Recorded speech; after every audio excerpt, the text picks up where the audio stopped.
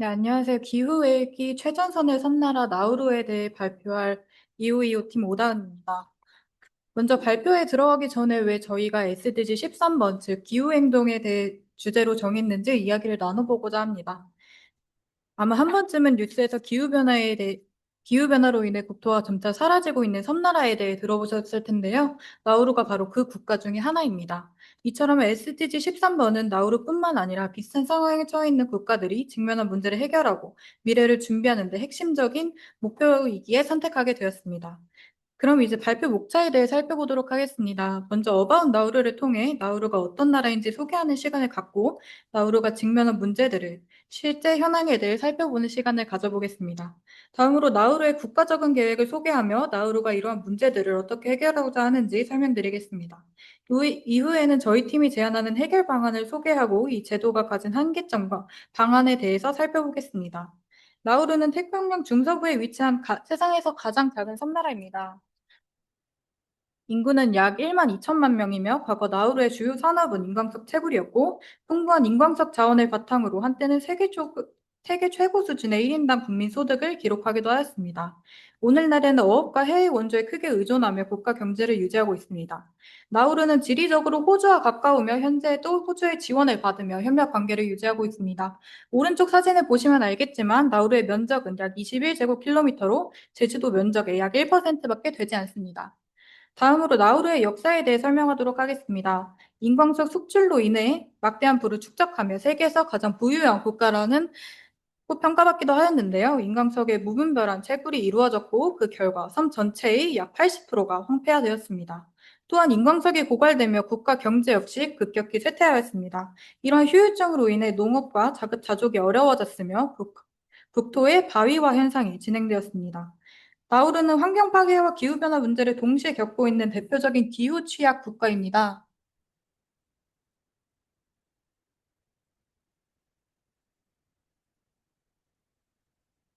유엔에 따르면 현재 해수면 상승 온도는 약 지난 3,000년 동안 가장 빠른 수준입니다. 기후변화로 인해 해수 온도까지 상승하게 되며 해양 생태계의 피해도 점점 심각해지고 있습니다.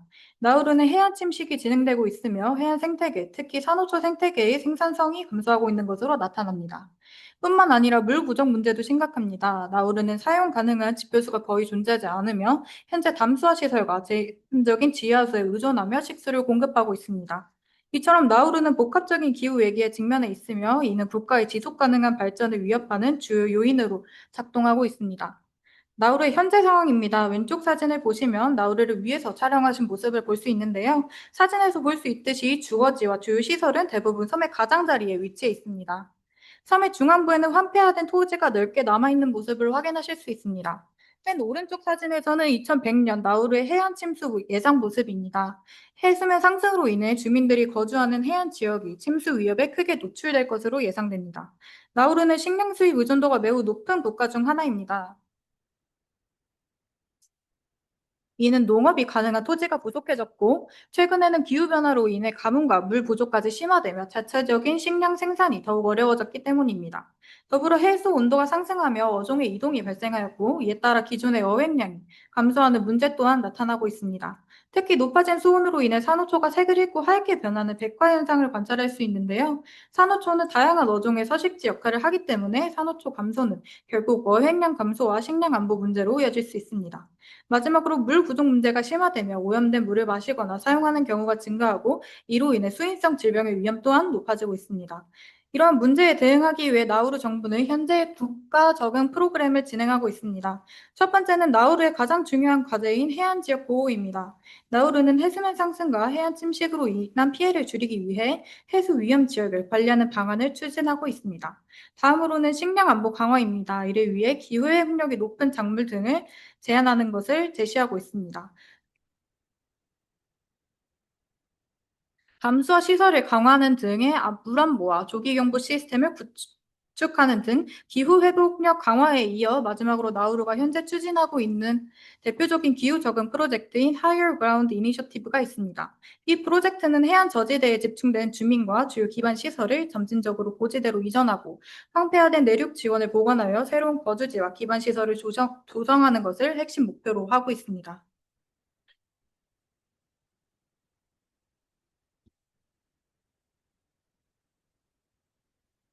이러, 이러한 국가 적응 계획들을 실천해 나가는 와중에도 나우루는 가라앉고 있습니다. 해수면이 오르고 산호초가 죽어가고 식수가 사라지고 있습니다. 하지만 오늘 저희는 나우루가 단순히 환경 파괴로 인한 피해자가 아닌 스스로 해결책을 만들어낼 수 있다는 것을 지금부터 말씀드리려고 합니다. 그 열쇠가 바로 지금부터 소개할 블루카본 크레딧입니다.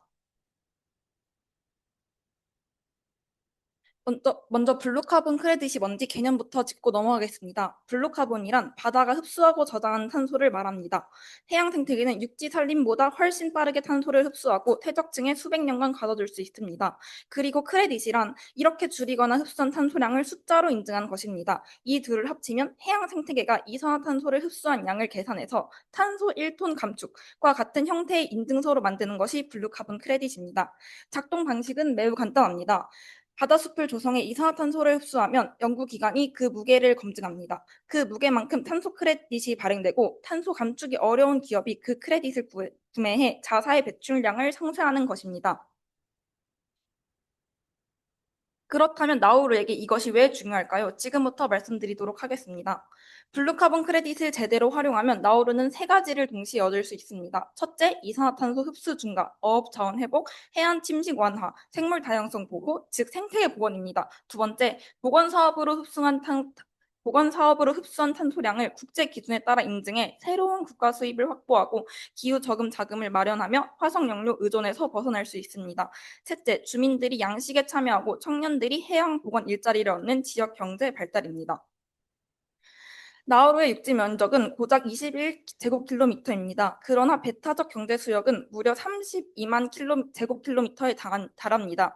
육지보다 압도적으로 넓은 해양 관할권을 가지고 있는 것입니다. 간조 때 드러나는 폭 150에서 300m의 산호벨트, 그리고 주변 해역의 해조류 숲과 연안 습지. 이것이 나우루가 가진 블루카본 자산의 시작이라고 저희는 볼 수 있습니다. 하지만 저희가 볼 수 있는 자산과 달리 솔직하게 말씀을 드리자면 나우루에는 공식적인 블루카본 데이터가 현재 존재하지 않습니다. 그렇기에 이를 측정하고 인정하는 체계를 구축하는 것 자체가 첫 번째 과제입니다. 하지만 이 말이 절대 블루카본 크레딧이 하다는 뜻이 아닙니다. 오히려 체계적인 4단계 로드맵으로 저희가 충분히 극복해 나갈 수 있습니다. 지금부터 4단계 로드맵을 발표하도록 하겠습니다. 첫 번째로 측정 매핑입니다. 먼저 나우루 연안의 해초지와 산호초 분포를 위성 원격 탐사로 지도화합니다. 동시에 현장 조사를 통해 퇴적층 탄소 밀도를 샘플링합니다. 여기서 핵심은 스프랩 맥블루 프로젝트의 편입입니다. 맥블루는 태평양 도서국의 블루 카본 지도 작성, 탄소 저장량 계산, 정책법 제도 지원을 위해 설계된 국제 프로젝트입니다. 나우루가 이 프로젝트에 합류하면 전문 인프라와 기술 지원을 즉시 활용할 수 있습니다. 2단계로 제도와 법률 기반입니다. 측정한 데이터를 국가 자산으로 공식 등록하고 나우루 국가 적응 계획에 블루카본을 명문화합니다. 그리고 핵심 해역은 해양보호구역으로 지정합니다. 여기서 또 중요한 점은 초반에는 탄소 크레딧의 판매보다 적응 인프라 구축에 집중을 해야 한다는 것입니다. 기반이 튼튼해야 지속 가능한 수익이 만들어지기 때문입니다. 3단계로 역량의 내재화입니다. 외부 의존에서 벗어나 나우루 주민을 직접 기술자로 훈련시켜 자체 역량으로 탈바꿈해야 하는 것입니다. 맥블루는 해초지와 맹그로브 보호 관리, 탄소 흡수량 정량 측정, 기후변화 적응 역량 강화를 지원합니다. 디지털 얼스 퍼시픽은 수십 년치 위성 데이터를 무료 공개로 제공하는 지역 공공재로 태평양 전 섬의 변화를 추적할 수 있어 비용 부담을 크게 줄여줍니다. 이를 통해 GIS 위성 데이터 분석, 탄소 저장량 현장 측정, 청년 해양 보건 일자리 창출까지 아마 장기적으로 외부 검증기관 의존을 탈피할 수 있을 것입니다. 마지막으로 국제 인증입니다. 크레딧 인증을 하기 위해서 베라 VCS, 탄소 감축이 진짜인지 검증해주는 국제 인증 기준과 또는 골드 스탠다드, 탄소 감축량에 더해 지역 주민 삶 개선, 생물 다양성 보호, SDGs 기여와 같은 사회 환경 효과까지 인증하는 기준으로 신청합니다. 국제검증기관의 제3자 심사를 받아 신뢰성을 확보하고 인증된 탄소 크레딧을 판매해 얻은 수익을 생태계 보건과 지역 사회 지원에 대출해야 합니다. 이렇게 선순환 구조가 만들어지는 것입니다. 나우루는 매우 작습니다. 하지만 그 작은 섬이 가진 광대한 바다는 올바른 체계만 갖춰진다면 기후 위 대응의 모범 사례가 될 수 있습니다. 블루카본 크레딧도 나우루에게 단순하게 경제를 살릴 수 있는 방법이 아닙니다. 스스로의 바다를 지키고 세대의 삶의 터전을 물려주기 위한 주권적 해결책입니다. 나우루의 바다가 나우루를 구할 수 있습니다. 감사합니다.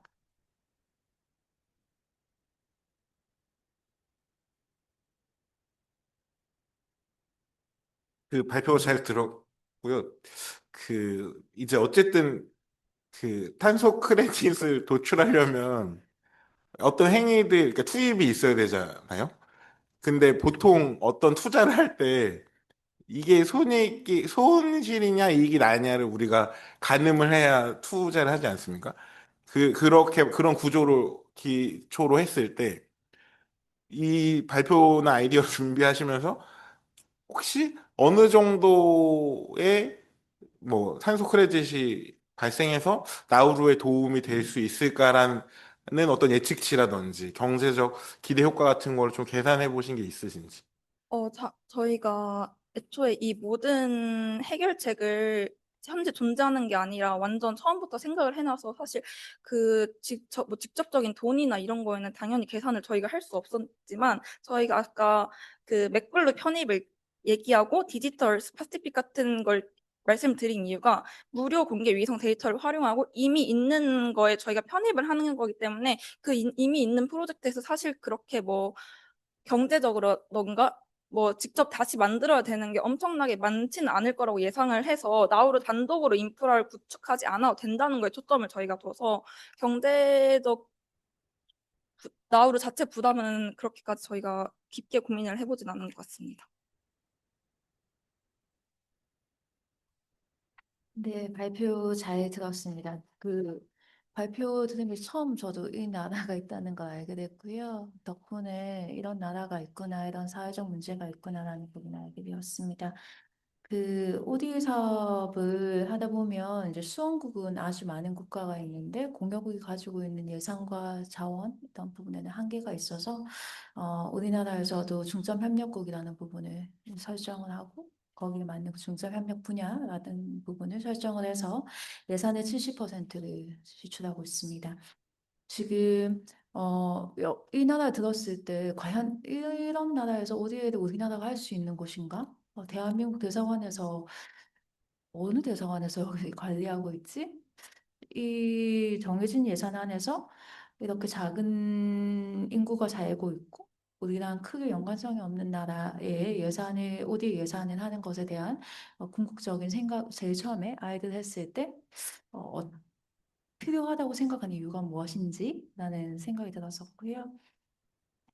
그게 첫 번째 이제 들었던 생각이었고요. 이제 두 번째는 4단계에 따라서 이제 해결책을 제안해 주셨는데, 아마 나올 수 있는 아웃컴이나 아웃풋 부분이 미미하다고 한다면, 어떤 부분을 좀 해결함으로써 그래도 수원국에 도움이 될 수 있는지 했을 때 1단계에서 4단계를 봤을 때 어떤 사업이 최우선시 되어 된다고 생각을 했는지도 궁금했었습니다. 제가 생각했을 때 4단계 중에서 제일 중점이 되어야 되는 부분은 아무래도 3단계인 역량 내재화입니다. 왜냐면 사실 1단계, 2단계도 물론 나우루의 그 기본적인 현재 상태를 알아야 시작을 하는 건 맞지만 그 아무리 뭐 공여국들에서 나우루에게 도움을 주고 경제적으로 도움을 준다고 하더라도 사실 역량 내재화로 본인들 걸로 만들지 않으면은 이게 4단계까지 끝나고 난 이후에는 원래 상태로 돌아갈 수 있는 것이 아닌가. 하지만 3단계 역량 내재화가 잘 되어 있다면 아무리 나우루가 4단계에서 실패를 하도 다시 3단계로 돌아가서 그 나우루 내 체계에서 다시 시작하면 된다고 생각을 해서 저는 3단계가 제일 중요하다고 생각을 했습니다. 그리고 그 전에 질문하신 걸 다시.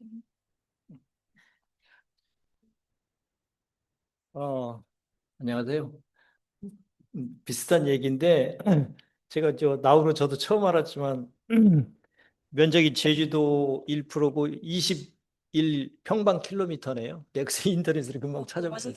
거랑 비슷. 전북대 캠퍼스 면적이 얼마나 돼요? 금방 제가 인터넷으로 찾아봤어요. 그랬더니 147만 킬로 평방미 147만 평방미터로 나오더라고요. 제가 대충 계산해 보면 전북대 캠퍼스 한 70분의 1 정도 되는 것 같아요.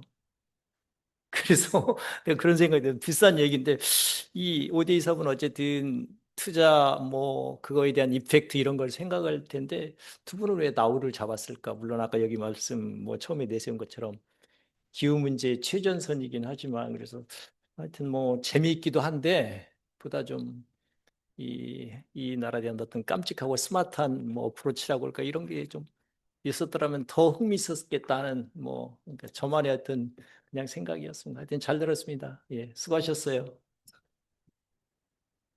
답변, 네. 그 선생님 분들께서 여쭤보신 질문에 답변을 조금 하고 싶어요. 저희가 처음에 나우도라는 국가를 알게 된 것 자체도 국제사회의 맥락 중에서 이런 국가가 위험에 처해 있다라는 측면에서부터 이제 어프로치를 했기 때문에 아무래도 이 국가를 ODA 원조를 함으로써 나오는 이익이 그렇게 다른 타 국가들보다 아무래도 있기 쉽지 않은 측면이 있다고 생각을 해요. 하지만 저희 이제 국가도 대한민국도 이전에 산업화가 진행되기 이전에 ODA 원조를 받은 걸로 알고 있는데 저희 나라 미래를 예측을 하고 ODA를 제공하지는 않았을 것이라고 생각이 돼요. 그래서 국제사회의 이제 맥락 속에서 도움을 줄 수 있는 한 국가의 입장으로서 도움을 줄 수 있지 않을까 하는 부분에서 나우루라는 나라를 고르게 된 것 같고요. 앞으로도 나우루라는 국가의 다양한 이제 국가들과 이제 민관 협력체들이 이제 관심을 가져서 다양한 방법을 통해 이제 지속적으로 발전 가능성 있는 해결 방안을 같이 도출해 봤으면 하다는 입장에서 이런 나우루를 선택하게 된 것 같습니다. 그리고 저희가 초반에 나우를 설명할 때 기후 위기의 최전선에 있는 섬나라라고 설명을 드렸어요. 사실 말씀하신 것처럼 정말 나오는 아웃풋도 많이 없고 저희가 도움을 줘봤자 나우루가 얼마나 성장할지는 모르지만 저렇게 오세아니아의 저렇게 작은 섬나라에서도 기후 변화를 위해서 이렇게까지 활동을 하고 있다를 아마 모르시는 분들이 정말 많으실 테니까 그거를 설명하고자 하는 취지에서 저희가 나우를 고른 이유도 있습니다. 감사합니다.